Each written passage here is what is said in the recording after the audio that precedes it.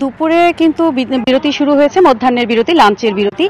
বিরতির আগ পর্যন্ত আমরা যেটা দেখলাম যে তত্ত্বাবধায়ক সরকার ব্যবস্থা নিয়েই, গঠন এবং এর কাঠামো নিয়েই কিন্তু আজকে আলোচনা হয়েছে।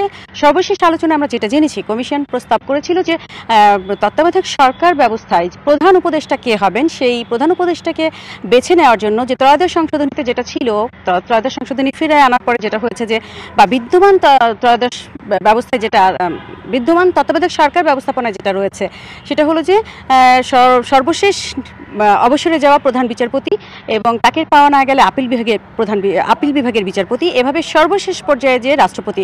কিন্তু বিগত দিনগুলোর আলোচনায় বলা হয়েছিল রাষ্ট্রপতি এবং বিচারিক ব্যবস্থার পক্ষ থেকে কাউকেই রাখা হবে না। এক্ষেত্রে নির্দলীয় নিরপেক্ষ লোক খুঁজে বের করা, এইটার জন্যই একটা বাছাই কমিটির কথা বলা হয়েছিল। আজকে কমিশন যে প্রস্তাব করেছে, সংশোধিত প্রস্তাব, সেখানে বলা হয়েছে নির্দলীয় নিরপেক্ষ তত্ত্বাবধায়ক একজন উপদেষ্টা খোঁজার জন্য 7 সদস্যের বাছাই কমিটি করার কথা বলা হয়েছিল।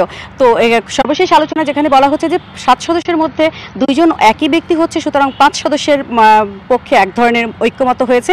প্রধানমন্ত্রী, বিরোধী দলীয় নেতা, স্পিকার, এভাবে 5 জন কমিটির কথা বলা হয়েছে। এবং আরেকটি প্রসঙ্গ এসছে যে তত্ত্বাবধায়ক সরকার ব্যবস্থা কবে কাজ শুরু করবে।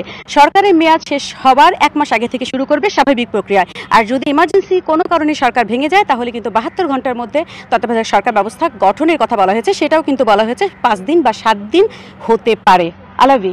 জান্নাতুল বাকিয়া কেকা, ধন্যবাদ আপনাকে।